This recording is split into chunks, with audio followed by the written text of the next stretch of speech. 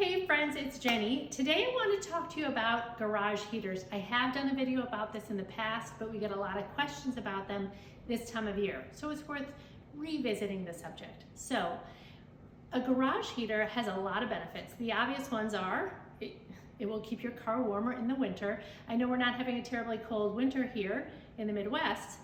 That said, your garage is really cool. So it'll keep your garage warmer when you have to get in the car in the winter.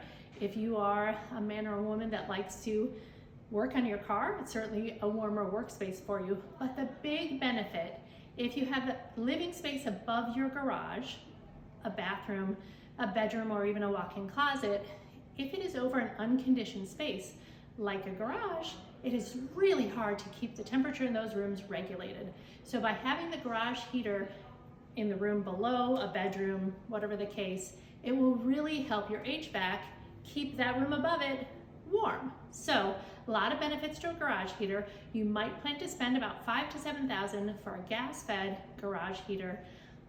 I would highly recommend it, particularly if you have a bedroom above your garage. So consider that as you're planning your new home or remodel. See you next time.